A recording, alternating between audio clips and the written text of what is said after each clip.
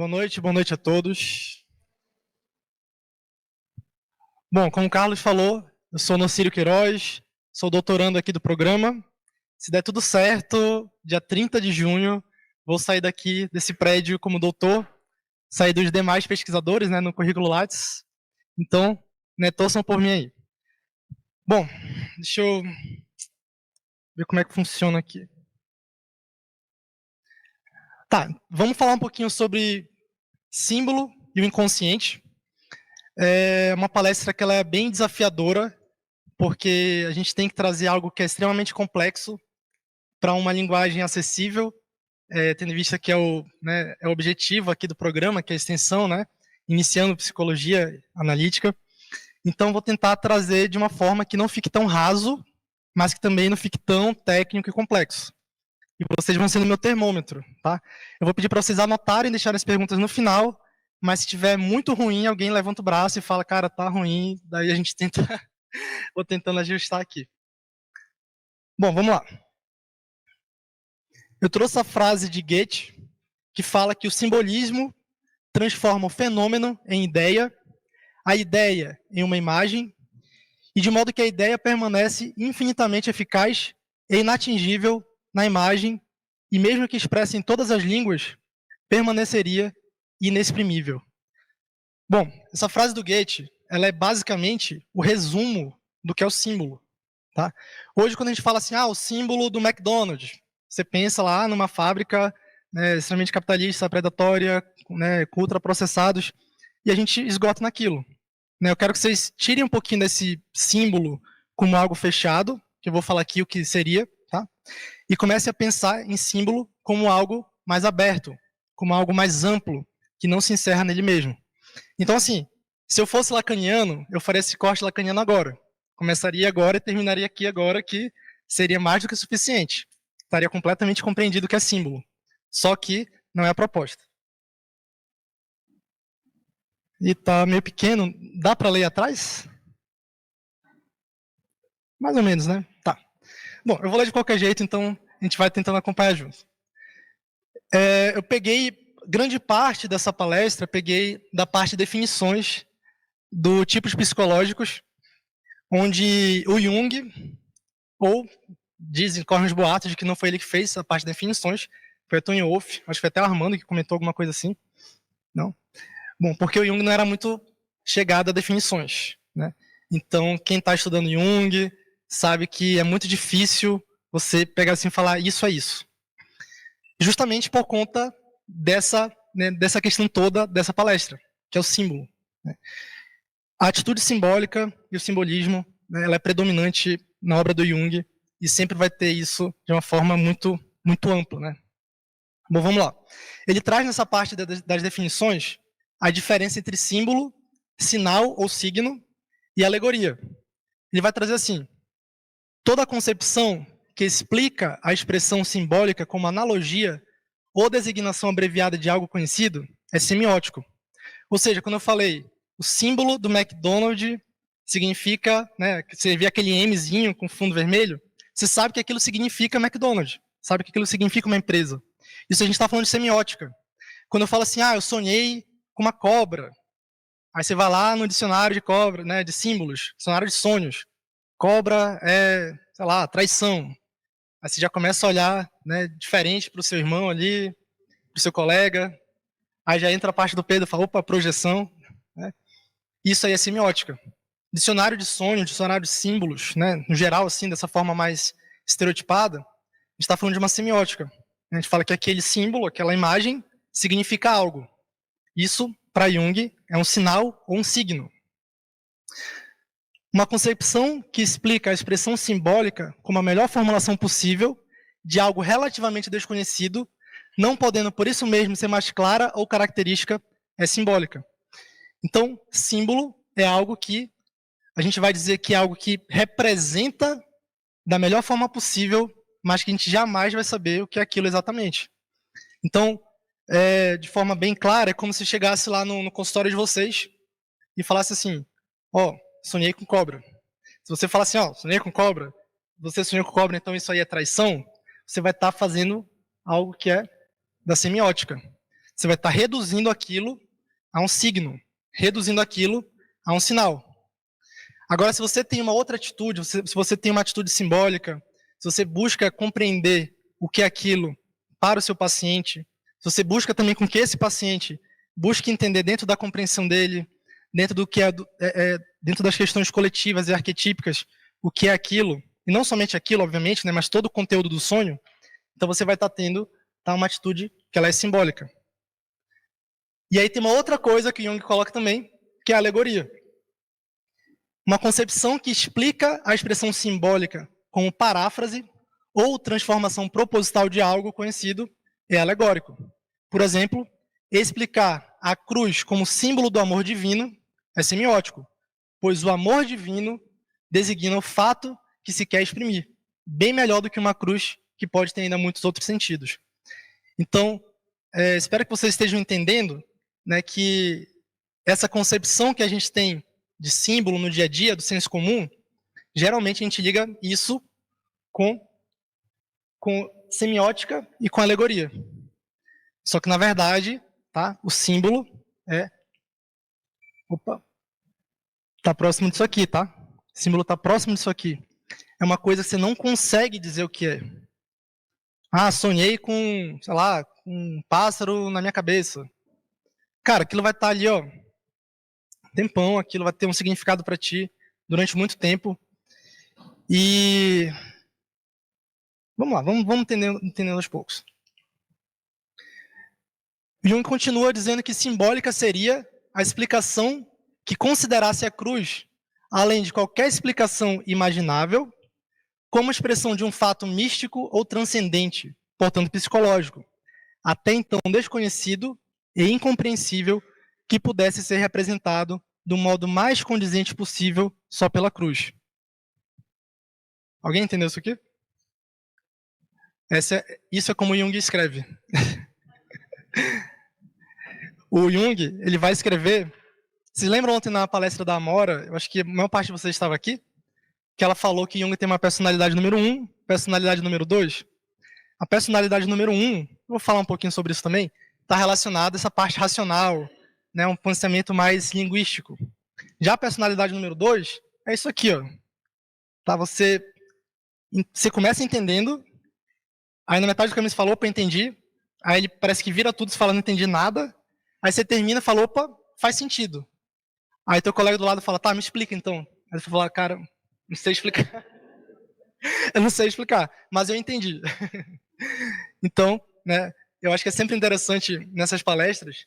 Na palestra de selfie eu fiz algo parecido também, que é mostrar como é que o cara escreve, né, como é que é a própria dificuldade do campo de colocar esses conceitos, né, e aí eu trago assim, propositalmente, né, numa sexta-feira à noite, vocês aqui lendo texto pra caramba, aí vai ter muito mais texto, eu trago isso propositalmente para que vocês entendam a própria forma como o campo se coloca, tá? Como o campo, na verdade, como Jung coloca o texto dele, para que a gente possa também pensar, cara, então quer dizer que quando chega lá aquele coach, coloca de forma super simples, ative o arquétipo, faça isso, né? A gente tem que começar a duvidar dessas coisas, né? Quando vem uma galera e começa a simplificar muito, começa a reduzir, né? O que essas pessoas fazem, principalmente TikTok e tudo mais, é reduzir o fenômeno, ou seja, interpretar, fazer um sinal.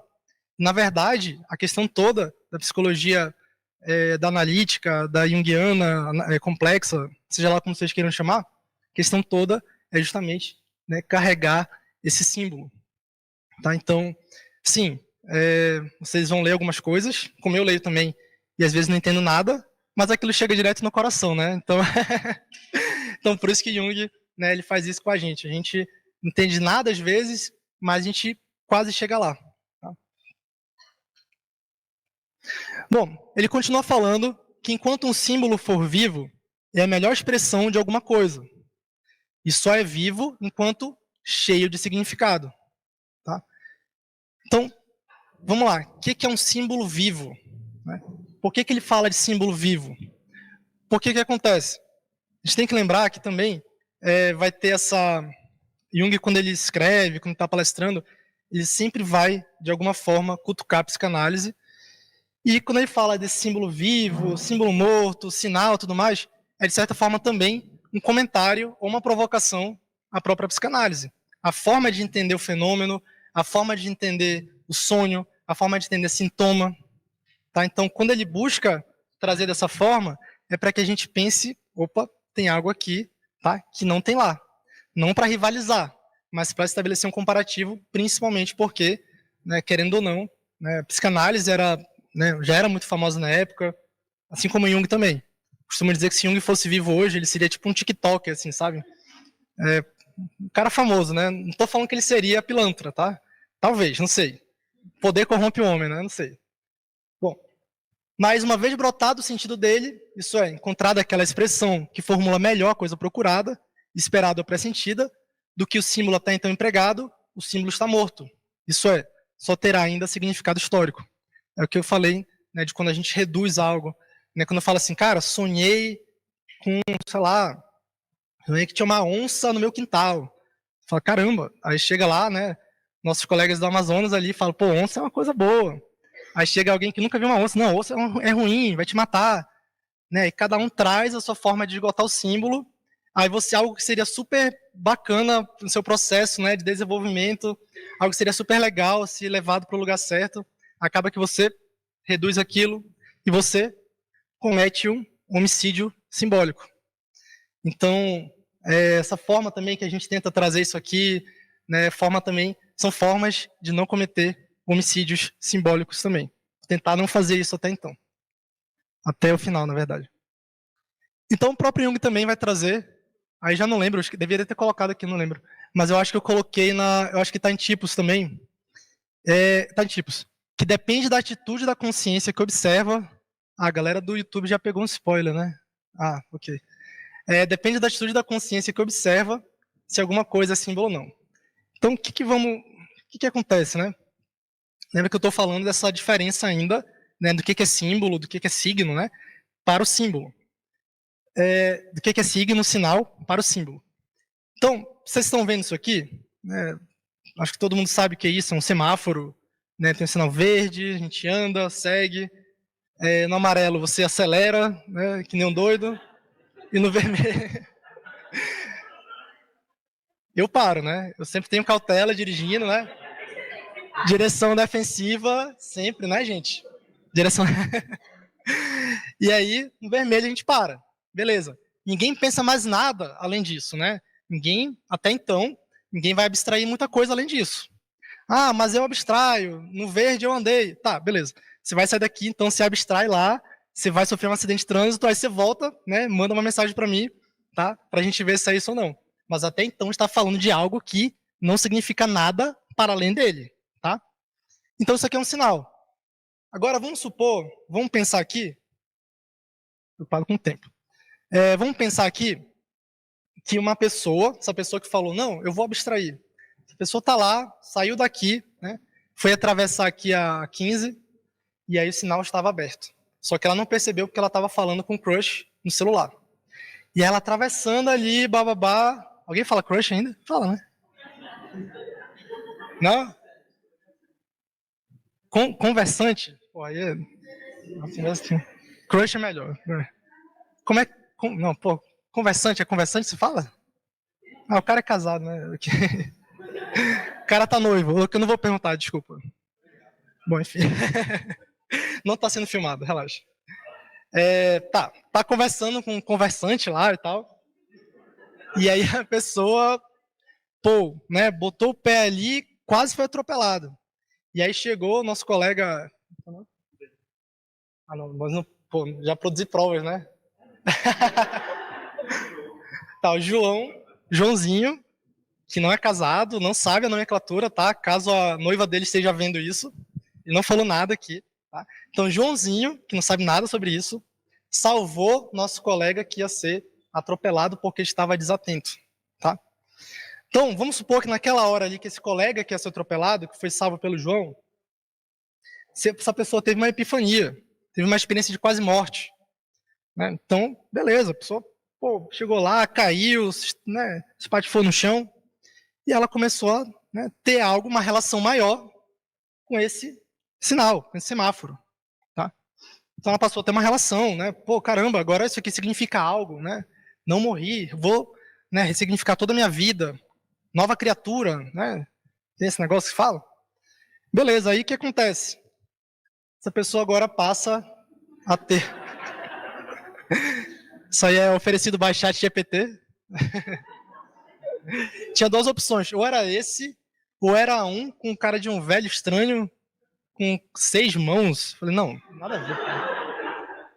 Tipo, 6 mãos assim, nada a ver. Enfim, era 4 mãos. E aí o que acontece? Esse nosso colega que foi salvo, ele passa a ter uma nova relação, por exemplo, tá? Esse aqui é um exemplo bem esdrúxulo, mas vamos lá. Passa a ter uma nova relação com essa figura que até então era um sinal, né? Essa nova relação, ela não cabe a nós julgar, primeira coisa, tá? Não cabe a ninguém julgar sobre isso. Mas essa nova relação, ela vai trazer um significado, vai trazer um sentido, vai trazer uma nova forma de olhar para algo que então era um sinal. O que a gente pode pensar a partir disso? Que sinais podem virar símbolos e que símbolos também podem virar sinais. Como é que seria esse movimento oposto? Ele chega lá, né, tá cultuando lá o deus semáforo dele, né, tá lá se conectando com algo transcendente, algo que é maior do que ele, né, algo que ele tá realmente conectado e tal. E aí ele chega lá com o João, que salvou ele, fala, pô, cara, obrigado aí, por conta de você, eu, né, me converti, né, para a seita do... Sei lá como é que... E aí o João fala, cara, tu tá ficando louco, né? Que nada a ver e tal, e começa a esgotar o fenômeno. Não, nada a ver, você teve uma experiência de quase morte, e essa experiência de quase morte, ela traz um significado novo para a vida.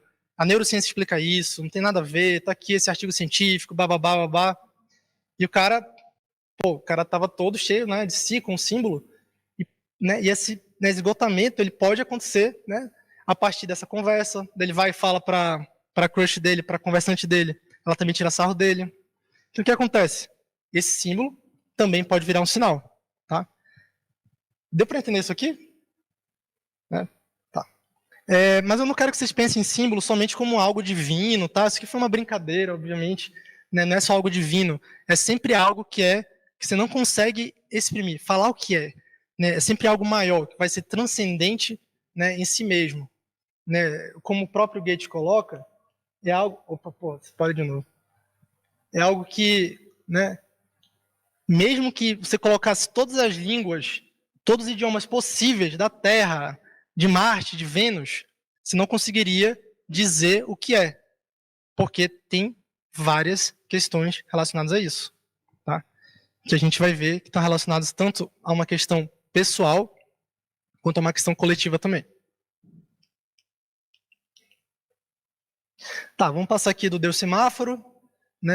Eu acho que alguém não conhece isso aqui? Levanta a mão, por favor. Vamos, não acredito. 2, 3, 4, 5. Pô, amor, tu não conhece? Minha noiva não conhece Led Zeppelin? A gente ouve todo dia isso. Quase todo dia. Ó, Strokes todo dia, tá? Tá, eu ouço Strokes todo dia. Tá, gente, isso aqui, ó. Isso aqui, pra quem não sabe, tá no encarte do álbum 4 do Led Zeppelin, tá? Isso aqui, a capa é só um velhinho com umas madeiras lá, mas isso aqui tá no encarte. Tem toda uma história, né, que eu não vou contar aqui, mas é bem interessante para quem quiser saber. Tem toda uma história em relação a esses símbolos, por que foram colocados, mas vamos focar na palestra aqui, né? Jimmy Page, ele teve a ideia, a partir de algumas críticas, de não colocar nome para o álbum. Então, o álbum 4 do Led Zeppelin não tem nome. É só um cara lá, estranho, na frente. Isso aqui no encarte. E aí, como ele mandava na banda, foi o cara que idealizou tudo e tal, ele falou, gente, vamos fazer o seguinte, então. Vamos pegar alguns símbolos, para ele símbolo, né? Vamos pegar umas imagens aqui, e cada um pega uma imagem e coloca no encarte. Ele pegou isso aqui, ele é, né, um cara ocultista e tal. Se eu não me engano, John Bonham pegou esse aqui, Robert Plant pegou essa pena de mate, e o John Paul Jones pegou esse. Posso ter confundido esse com esse. John Paul Jones com John Bonham. E o que acontece? A história, na real, é a seguinte. Tanto o John Bonham, que era o baterista, como o Joe Paul Jones, que era o baixista, eles foram compilados a escolher algumas imagens num livro de símbolos, assim. E o Jimmy Page e o Robert Plant realmente pegaram algo que eles queriam, né, que eles projetaram, isso aqui o Robert Plant desenhou e tal. Jimmy Page pegou também umas questões lá de esotéricas e tal. Só que esses dois só escolheram símbolos qualquer, tá? Mas para fins didáticos, vamos fingir que isso aqui realmente significa algo para eles, tá?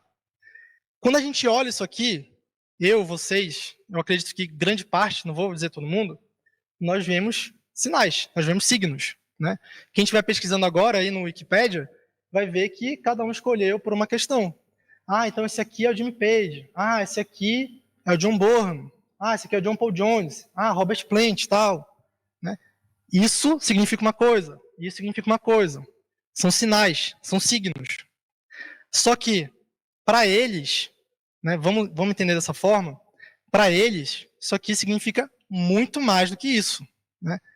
O próprio fato de ninguém saber exatamente o que significa esse zoso, que na verdade nem é uma palavra, né? Tem muita questão em cima disso, enfim, né? nem vale a pena falar tanto aqui agora. Seria interessante, mas não vale a pena. Já diz que isso aqui é algo que significa algo muito maior para o próprio Jimmy Page. Tá? Isso aqui, ó, a gente entende que é uma pena de mate lá, mas se não tiver ninguém da religião egípcia, aqui, tem alguém que é da religião egípcia? Ok, então meu argumento vai ser bom. Então, se não tem ninguém na religião egípcia que vê isso aqui como uma pena de mate, quando morrer vai ser julgado, né, e seu coração tem que pesar menos do que isso aqui, né, isso aqui não é um símbolo, isso aqui é só um signo, tá? Porque a gente olha para isso, né, quem conhece o exemplo, olha para isso e já sabe que é o Robert Plant, tá certo? Então, eu espero que tenha ficado claro essa diferença entre símbolo e signo, tá? Gente, qualquer dúvida, qualquer questão, anota, daí no final pode fazer pergunta, tá? Bom, quando a gente fala de símbolo, por que esse símbolo ele vai ter algo maior que ele? Por que essa questão é tão... Nossa, é algo maior que ele. Por que não é simplesmente algo que é só olhar para o M e falar que é McDonald's? Por que não é dessa forma? Se vocês vão lembrar da palestra ontem na Mora, ela fala que desde o início da vida do Jung, ele tinha duas personalidades. Personalidade número 1, personalidade número 2. Personalidade número 1 era voltada para o mundo do racional, o mundo lógico. É como se fosse o consciente. Personalidade número 2 está relacionado ao reino de Deus, ao inconsciente, esse algo mais simbólico. Tá? Então, o que acontece? A gente pode pegar, né, a gente pode fazer essa abstração e entender a própria vida do Jung como essa base epistemológica para ele entender, né, para ele chegar nisso aqui.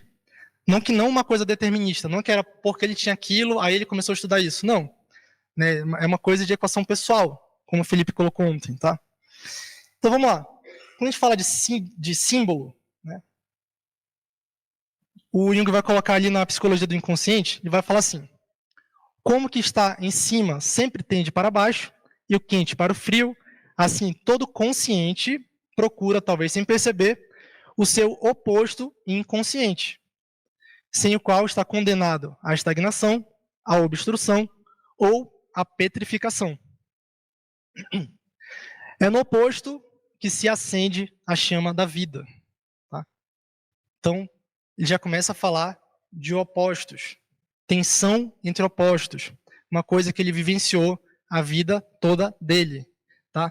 Desde a mãe dele, que eram duas mães, uma de manhã e uma à noite, desde ele não querer ir para a escola, porque ele queria ficar lá sozinho brincando na natureza, desde quando ele leu, né, essa questão de hermetismo, do que está em cima, está embaixo, microcosmo, macrocosmo, desde quando ele começou a entender que existe linguagem diferente para a consciência, linguagem diferente para o inconsciente, né, então a gente está falando que existem oposições que elas estão em tensão o tempo todo.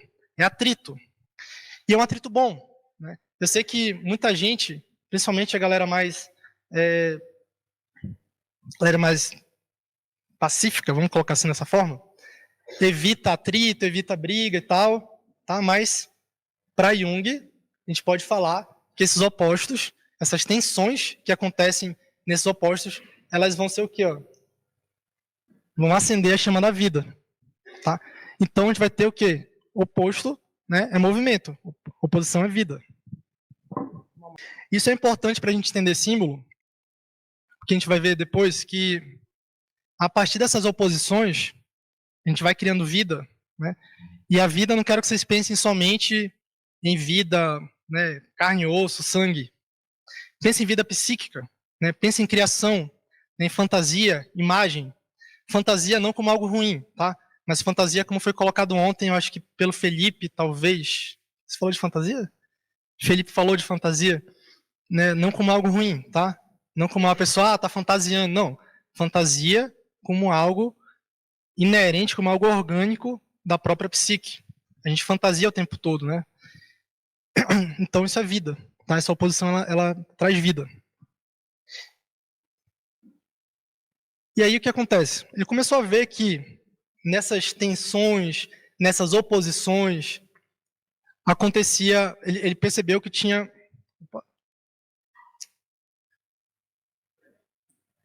Ele percebeu que cada campo, né, consciência e inconsciente, tinha uma forma de pensar. Ele vai trazer isso lá em Símbolos da Transformação, aquele livro que a Amora comentou ontem, que foi o rompimento dele com Freud, não sei se vocês vão lembrar, né, que foi falado ontem, né, que ele falou, cara, a partir desse livro, eu sei que eu vou sacrificar minha amizade com Freud e tudo mais, enfim, o laço dele com Freud.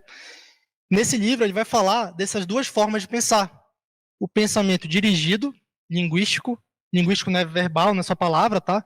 Mas pensamento dirigido e linguagem no geral, que está relacionado à consciência, e o pensamento fantasioso, ou imaginativo, ou simbólico, que está relacionado ao inconsciente. Então ele começou a perceber que nessa interação entre um e outro, nessa tensão entre um e outro que gerava vida, ele começou a ver que vida também era símbolo. E ele começou a entender isso, né? O Felipe falou muito bem disso ontem, né? Da função, não focou nisso, obviamente, mas falou, né, que o livro que ele começou a escrever, Função Transcendente, lá em 16, ele deixou guardado, né? Depois retoma para isso, né? A gente tem até aqui no programa o Pablo, eu acho que deve ter alguns alunos aqui dele, né? Levanta a mão, cara. Alunos do Pablo. Caraca, meu Deus. Caramba. Então, enfim, o Pablo, ele fez o doutorado dele, né, a tese dele, falava muito da função transcendente, falava dessa questão, como é que o Jung trazia isso tudo, enfim. E aí, o que ele começou a perceber? Que essa tensão entre consciente e inconsciente, que gerava vida, né, que fazia acender a chama da vida, ela, né, criava algo. Esse criar algo, a gente pode chamar de símbolo, vamos colocar dessa forma. E esse processo de criar algo, né, ele vai nomear de função transcendente. Tá? E a gente sabe, né, você lê isso aqui e se fala, caraca, o cara é místico, sei lá, né? Função transcendente, olha esse nome, né? Um negócio transcendental, o cara tem que meditar lá na yoga e ficar na posição de lótus e não sei o quê. E eu achei importante trazer isso aqui, que não tem nada a ver com isso, tá? Função, ele vai trazer ali da matemática, e transcendente como algo que vai transcender o próprio, né, próprio símbolo, né, quando a gente vai falar dessa forma, né? Por isso que não se esgota nele mesmo. Tá? Então, função transcendente vai ser essa relação que vai acontecer entre essas duas coisas. Olha, vai trazer assim, a experiência no campo da psicologia analítica nos tem mostrado abundantemente que o consciente e o inconsciente raramente estão de acordo no que se refere a seus conteúdos e tendências. Então, essa interação, tá, esse processo todo do simbolizar está relacionado a isso que ele vai chamar de função transcendente. Vocês vão ver alguns autores dizendo que é a mesma coisa. Para outros autores, não é a mesma coisa. Um está antes, né, um está depois. Mas assim, a gente está falando de interpretações, né? Eu não saberia dizer exatamente, porque eu não achei Jung falando que é a mesma coisa, só que em tipos psicológicos, na parte de definições, ele vai trazer, vai estar lá escrito função transcendente, ver símbolo. Aí você vai lá no símbolo e começa a falar do símbolo, no final fala de função transcendente. E a parte de função transcendente também está na natureza da psique. Então, dá a entender que pode ser a mesma coisa, vocês vão ver autores falando, né, cada um da sua forma. O Heráclito colocou no livro dele que é a mesma coisa, lá de 2012. Alguns autores vão colocar que não é. Então, assim, né, fica aí. Né, tentei falar com o Pablo, né, o que ele acha, porque na tese dele, eu não lembro se está a mesma coisa. Mas quando a gente fala de função transcendente, a gente fala de símbolo também, tá? A gente fala dessa mesma experiência, tá? Talvez um como consequência do outro. Vamos lá. E aí o que acontece? Jung vai trazer lá também símbolos da transformação, tá? Que a psique é para si mesma a única e imediata experiência e condição sine qua non da realidade subjetiva do mundo em geral. Ela cria símbolos cuja base é o arquétipo inconsciente e cuja imagem manifesta provém das ideias que o consciente adquiriu. Ou seja, quando eu falei aquela hora que o símbolo ele tinha questões do coletivo e tinha questões individuais, é disso aqui que a gente está falando. Ó. Que o João vai, obviamente, falar melhor sobre isso, né? Vai aprofundar no arquétipo, mas está falando que o símbolo ele vem desse atrito entre essas duas coisas. Tá? Além disso, né, ele vai trazer que o arquétipo são elementos estruturais, luminosos, tal, possui autonomia. Mas, além disso, ele vai trazer também tá, que esse símbolo ele vai ser um mediador entre essas duas coisas. Então, se tem uma tensão entre inconsciente e consciente, e se algo acontece né, nessa chama da vida, tem que ter algo para mediar. E esse mediador vai ser o quê? Vai ser o símbolo. A matéria-prima elaborada pela tese e antítese e que une os opostos em seu processo de formação é o símbolo vivo. Ele vai trazer isso em tipos psicológicos. Então, quando vocês forem estudar símbolo, estudar símbolo é que nem estudar Mercúrio pro Jung na alquimia. Ele vai falar que Mercúrio é o inconsciente, Mercúrio é o mediador, Mercúrio é o self. Ele vai falar assim, você fala, cara, Mercúrio é tudo então. Né? Acaba então psicologia analítica, fala de alquimia, fala só de Mercúrio. E ele vai falar, obviamente, vai falar bastante de Mercúrio. Mas é uma coisa muito parecida, tá? Porque tanto o mediador, quanto a resposta, quanto o processo. Tá? Por isso que a gente fala, cara, né? Eu vi um autor falando que queria, acho que isso é papo, não sei, também, vou espalhar fake news aqui, tá? Um autor falando que Jung queria chamar a psicologia de psicologia simbólica. Nunca vi isso em nenhum lugar, vi só um cara falando, e eu tenho minhas dúvidas sobre isso, né? Até porque, né, talvez só se fosse lá em 1910, talvez. O Byton, né? O Byton aqui do Brasil, o avô do Gregório Duvivier, aquele do Porta de Fundos, ele foi presidente do Instituto, e ele tinha a própria forma de olhar também, né? Então ele fez um negócio com quartenho, né? Com símbolos, e chamava de psicologia simbólica arquetípica. Né? Enfim, são formas de olhar, como eu falei. Cada autor vai olhar de uma forma, cada autor vai interpretar de uma forma. E é isso, né, gente? A gente, como eu falei, o cara vai escrever dessa forma, que é o quê? Né? Bom, símbolo de lá e símbolo de cá. Jung vai trazer ainda em tipos né, que há produtos psíquicos individuais que têm evidente caráter simbólico que forçam, sem mais, a uma concepção simbólica.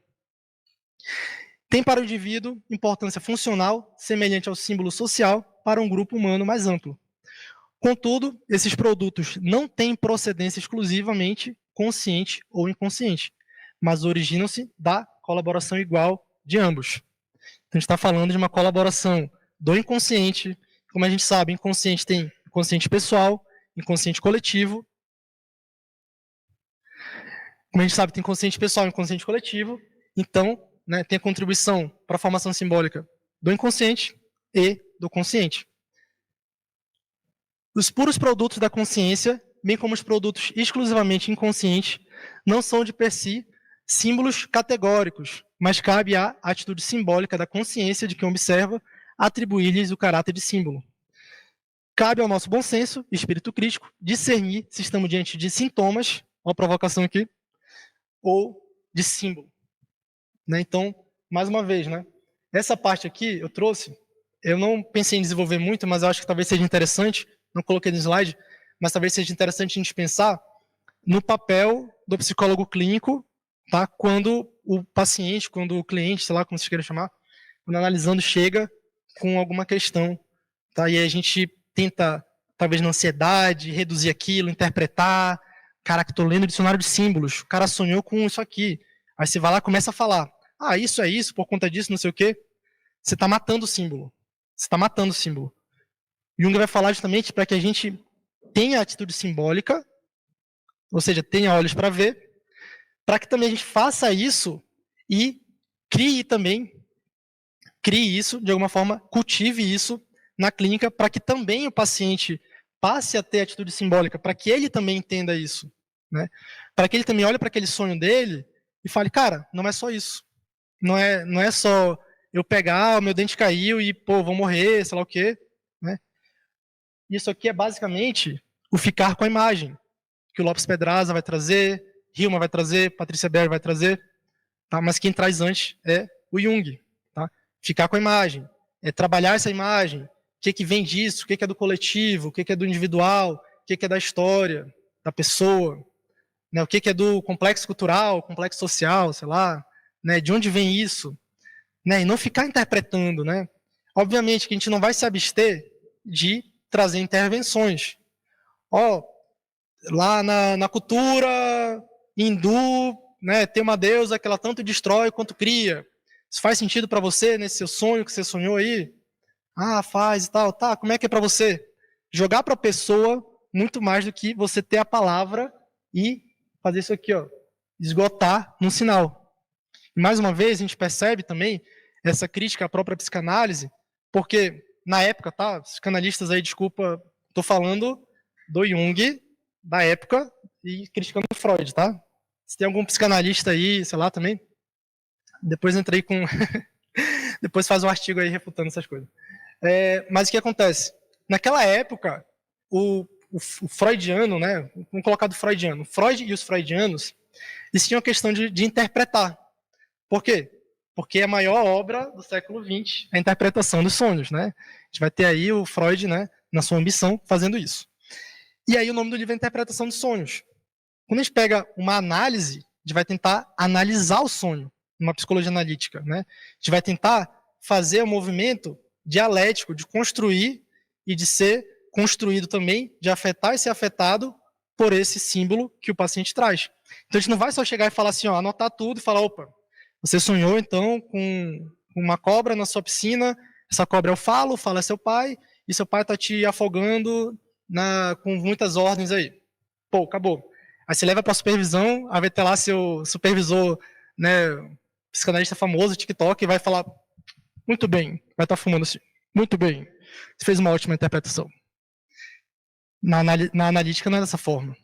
Na analítica a gente tem que entender sempre esse movimento dialético, tá? De construção, de síntese, de onde vem, para onde vai, tá? Tem uma finalidade também.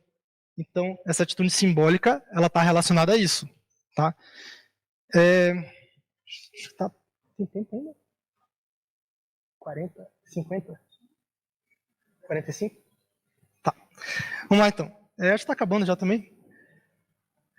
Jung vai continuar falando que o símbolo é sempre um produto de natureza altamente complexa, pois se compõe de dados de todas as funções psíquicas, pensamento, sentimento, intuição, sensação. Portanto, não é de natureza racional e nem irracional. Possui um lado que fala a razão e outro inacessível à razão, pois não se constitui apenas de dados racionais, mas também de dados irracionais fornecidos pela simples percepção interna e externa.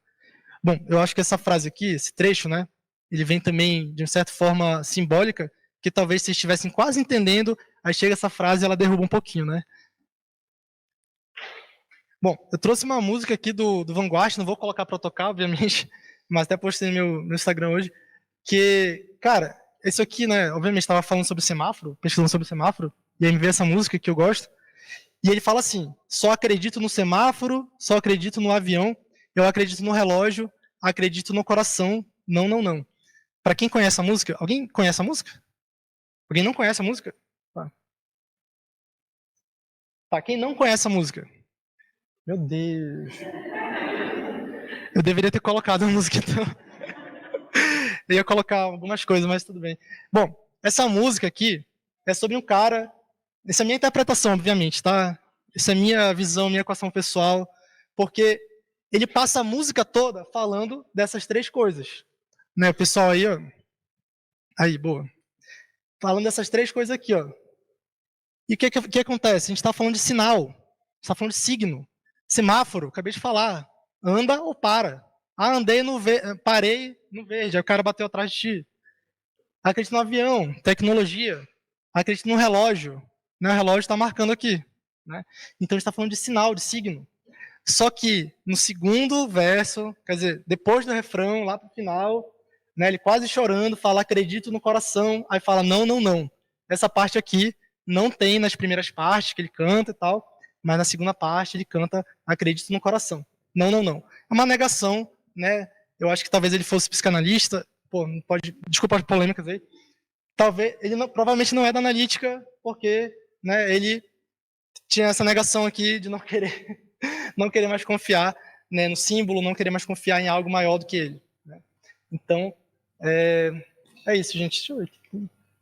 Daqui as referências, Jacob, né, Jack Boy não. E é isso, obrigado, gente.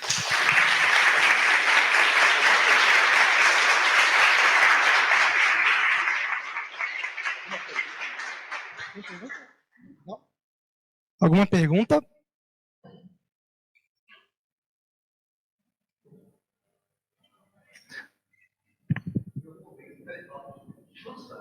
Não precisa pro pessoal de lá.